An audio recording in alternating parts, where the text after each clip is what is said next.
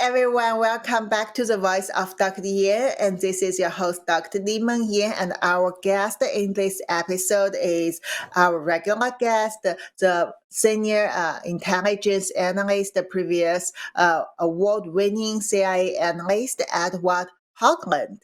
And Edward, in the last section, we just talked about that IDF released one recent photo of the Hamas top one military chief, Mohammed Deif, from the device they have captured in Gaza. And you have talked about that based on the image that you have seen a lot of information, and also especially the US dollar in Deif's hand shows that they have definitely some secret channels to obtain US dollar and also to spend the US dollar to support this kind of terrorist activity. So this is definitely something Israel and America government need to hunt and to stop. And also we have another news that can provide additional information based on this photo. So 2 days ago, 8th January, we have seen Newsweek and all the other mainstream media all report that Israel is seeking answers on how Hamas came into possession of advanced weapons manufactured in China. And this is according to a new investigative report, and also this was also identified, confirmed by Israeli Defense Force, because IDF has already announced that they found catches of made in China material, including equipment such as cartridges and rifle sights for M16 assault rifles, automatic grenades launchers, and communications devices. So we actually have also discussed about these related issues, and I remember that we talked just back to November.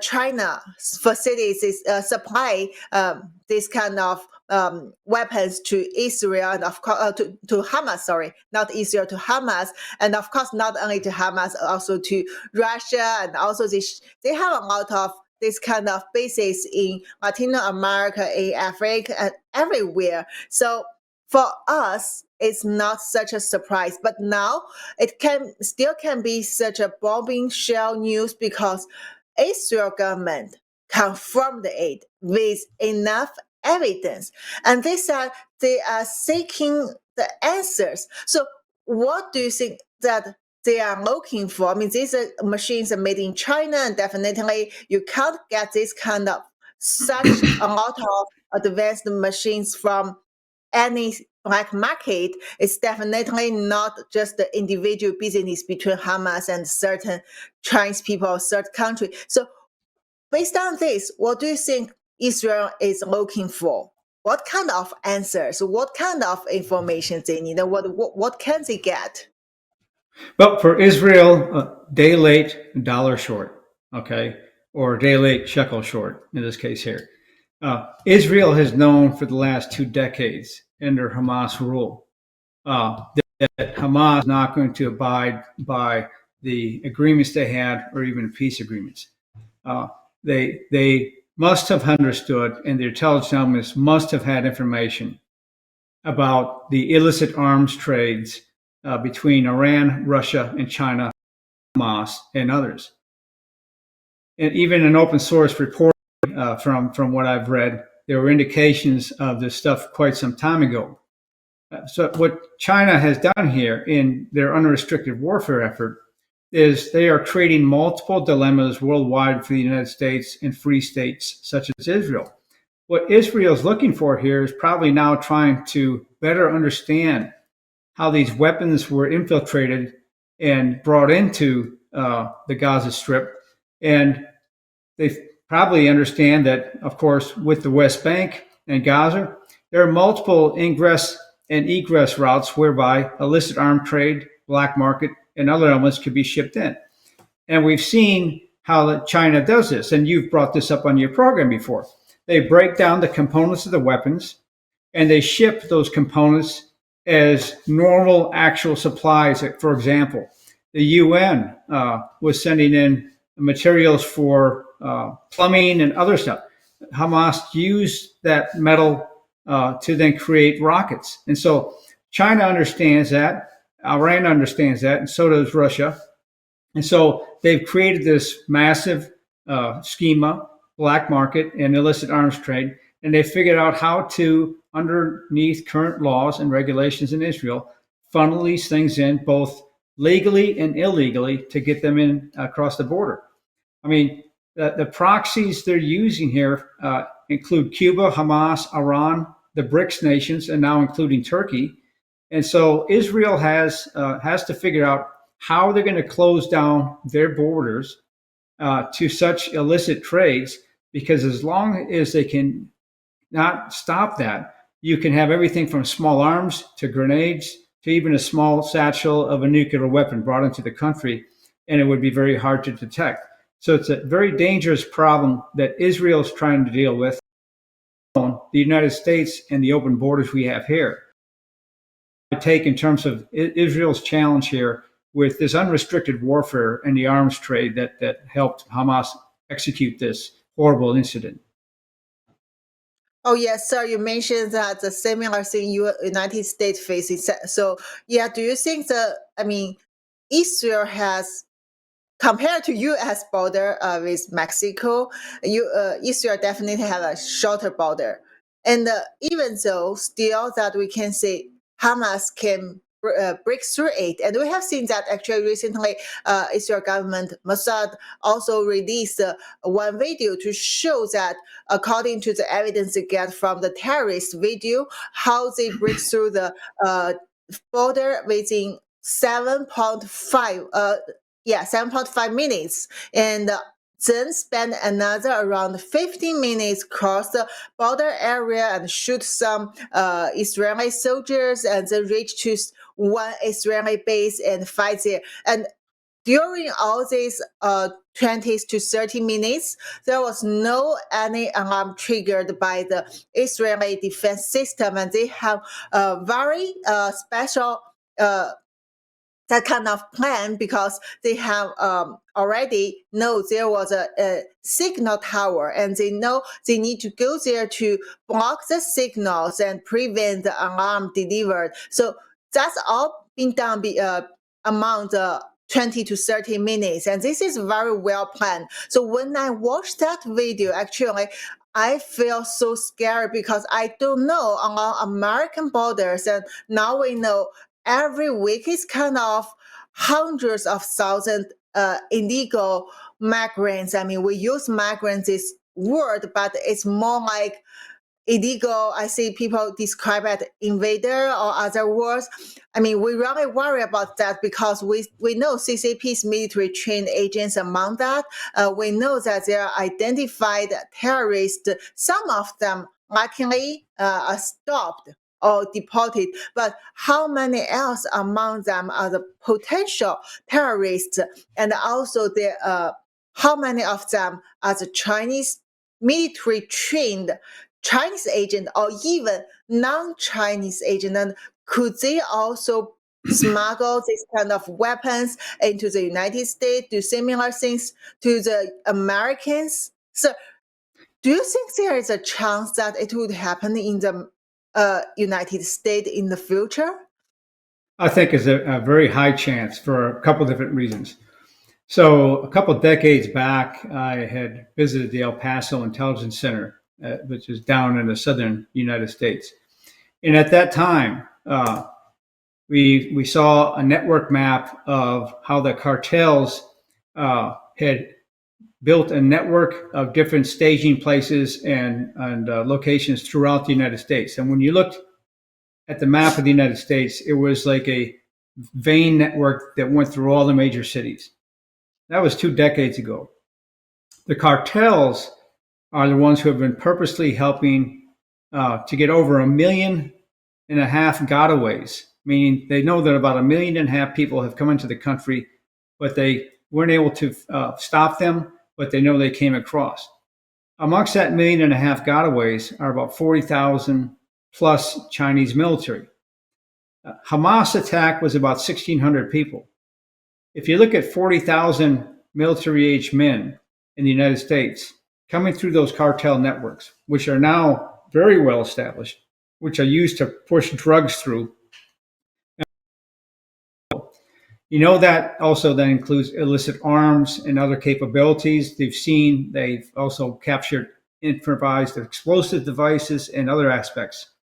But when you just take a look at just the 40,000 Chinese military-aged men, that's equivalent to an 800-person special operations battalion for every state of the union. If you armed those people with the same capability and they decided to go after U.S. infrastructure or just cause mayhem in terms of murdering people and stuff, you could cause massive chaos and anarchy in the United States. And I wouldn't put that past them to do so. Hamas was a distraction to take away from President Biden, focus on President Biden's failing numbers because he's compromised by China, in my belief. But it could also have been a practice run to show here's how you can conduct such a terror exercise and cause massive mayhem. We haven't even begun to talk about the number of radical ISIS and other elements which have also infiltrated the U.S. borders here with these open border policies. And so to answer your question, I think it's very possible we could see something like this happen this year with the likes of Antifa and BLM as well. Those nefarious elements who wish to subvert our Constitution and freedoms could cause massive chaos and anarchy to completely disrupt or even deny the 2024 election. And that is a very serious potential that hopefully our intelligence community and others are looking at. The last thing I'll say, though, is on that is our FBI's National Security Division, where Director Christopher Wray was saying they were opening up one counterintelligence investigation every 8 hours. That effort was shut down. There's been no talk about what was put in place to replace it. So if you have a compromised president, you have the infiltration here. America, you must be prepared for some very dramatic actions. Hopefully it will not occur. But if China wishes to, they could cause the American economy to crumble with such anarchy and chaos in a very short period of time. Back to you, Dr. Yin.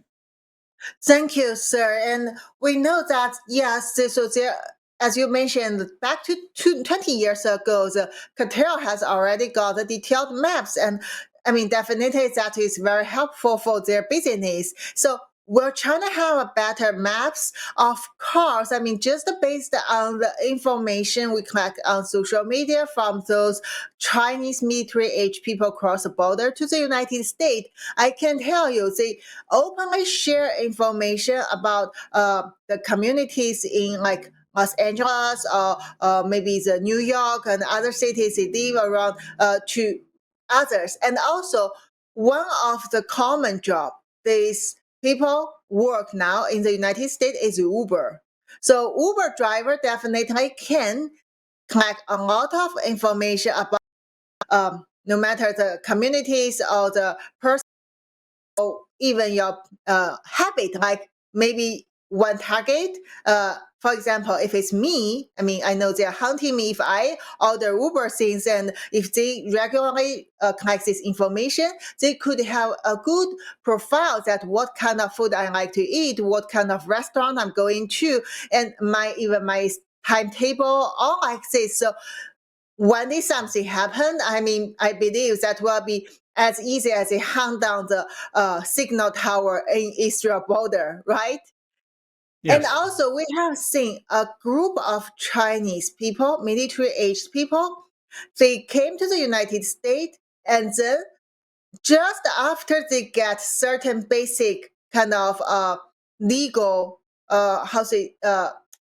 legal status, like they have submit their so, for example, when they came here, they would first join some anti-CCP protest. And these protests are usually organized by certain anti-CCP organizations. And these people will leave photos during this protest, and then they will submit with attorneys help. This kind of organization provides them attorneys, especially Chinese attorneys, and these attorneys will help them to apply the asylum. And with such evidence like photos, videos, and their words on tweet to show their anti-CCP, they could easily get this kind of application submitted. And then after that, they will get a work permission. It's very quickly now. Yes. And they will immediately go to learn playing the guns, learn shooting, or practicing shooting, I would say. And then there are some people, a group of them, you will see, they will announce on Twitter, and I believe this is, and according to our source, this is a way to communicate with each other without leaving evidence for FBI or CIA. So these people will start to say, hey, for example, I now don't want to work. I want to enjoy freedom in the United States. So I will work or my other work at the AC, and I just will drive my own car across the United States from the west or from the, and I would like to friends on the way, and I will just live in my car. I will go across the forest, the hills, and I will see the views. Yes. This is definitely not only one individual. And I need to say, sir, Americans may not know Chinese people don't have this kind of culture to enjoy life. They usually will work harder and harder to have multi jobs to make money, especially those people claim they need money. So they leave China across the Latino America to the United States. And now suddenly they want practicing guns, they want to drive across the United States, and they want record it. And many of them show they have the professional cameras or other equipment to take the video. They said they want to be the blogger. So, sir, based on your experience, do you feel anything suspicious from this phenomenon? And what do you think they could do? Well, they're putting themselves in a very good position to target very critical infrastructure, leadership, and others. And as we've talked, in China's unrestricted warfare, they're not looking at direct confrontation. So they can use these surrogates and these proxies, actually military-age men from China, probably special operations forces. And as you've seen, disperse them throughout the United States. They're using and gaining arms here in the United States and practicing, continuing to practice firing those weapons here in the United States. With the balloon, with the infiltration, targeting, and espionage, they've mapped the key targets. Now, all they have to do is wait for the proper time for an execution signal, and they could cause massive mayhem in the United States. And we have limited recourse of what we could do here. People do not realize the level of insecurity in the United States and what it would take to move from basically a current republic we have into a martial law event where total anarchy and chaos reigns. And China is very much prepared, and I think has a capability to execute such a strategy now against America. And so we have to be aware, and I don't think Congress or our intelligence community leadership is fully cognizant of the level of damage that can be caused by these nefarious actors. Thank you, sir. And also, we're talking about these border issues. We need to know, when we have more and more CCP trained military age agents and staffs in the United States, also we have, say, the aggressive espionage activities in the United States. On the other hand, CIA has confirmed, and Wall Street Journal and many other media has reported it recently, that their human intelligence network already destroyed by in China, already destroyed by CCP like 1 decade ago. That means over 10 years now. And also in that tragedy, that like 24 assets are kind of killed or disappeared by the Chinese government. And now still CIA is busy with re-establishing the human espionage network in China to facilitate the basic intelligence and analyze for safety. This is still something ongoing. That means it's definitely there is a lack of ability for CIA to the accurate information from China.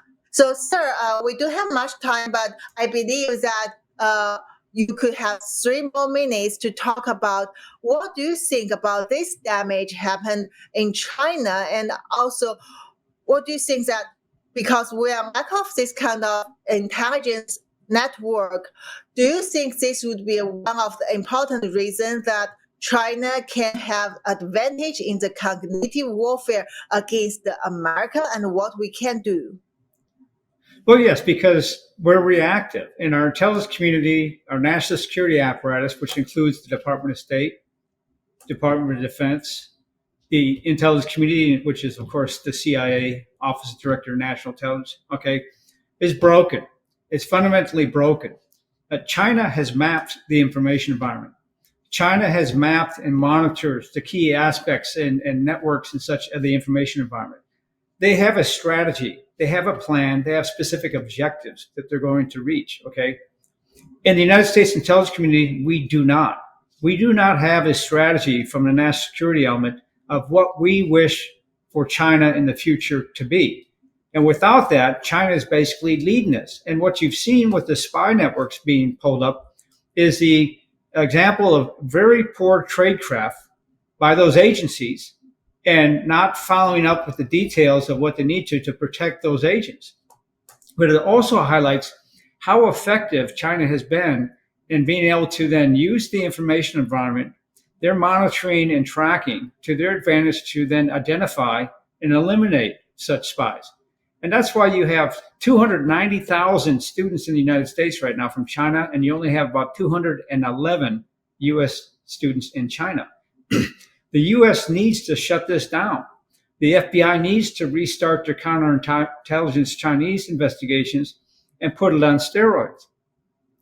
From my book, The Cognitive War, Why We Are Losing and How We Can Win, the CIA needs to be cut in half, folded up, and disbanded. The national security apparatus needs to be overhauled completely from top to bottom because we do not have the capabilities to compete against China in unrestricted warfare in the cognitive war.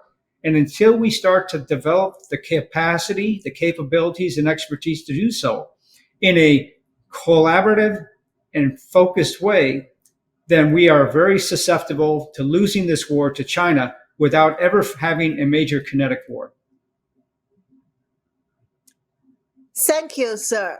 So before we finish this episode, and I just want to remind our audience, one more topic actually we don't have time to discuss in this episode, but I think maybe you have already read some news about that recently Bloomberg has talked about Xi Jinping is so angry and he's purging the military generals because that they found some rocket missile base in Xinjiang, Hami, that their military people are so corrupted that they pour the water into the missiles, and so that's why they can save the money and they can corrupt. And this kind of story become fueled among the mainstream media, and it creates the idea for Americans that, China doesn't have, China, of course, China is corrupted, but China doesn't have the military capacity, like their missile cannot work, only water inside. So we should not be fear of China. We should just let it go, not only talk about China is dangerous, China is our enemy every day. We should enjoy our life. No, this actually is a fake story. And I supposed to discuss it here, but we really don't have time today. I hope maybe next time we can talk about that. But as General Spalding has also posted on Twitter that I totally agree with him, and also some Indian journal, Asian Times, has already wrote a paper to reject this fake story. So the whole story actually is a lack of even the scientific fact and Chinese military doesn't need to pour water into the missile. There is no reason for them to make it happen, and they don't need to be crafted using this way. And anyway, altogether is to create a narrative to fulfill Americans' thinking, and this is actually a typical trap Chinese Communist Party set for Americans. You know China is corrupted, and you know military always corrupted, and you thought, so now it sounds very reasonable if they watering the missiles, right? Then you fall into the trap. The result is you thought China is not capable to fight against America, but turns out, you see, China provides weapons to Hamas, to Russia, and that already makes the whole Middle East and Europe become exhausted. So thank you very much, sir. Yeah, please, I will please add your insight before we finish that. Well, you're spot on. The susceptibility of our media to pick that false story up and report it as fact is just a perfect example of how effective China is in this cognitive war.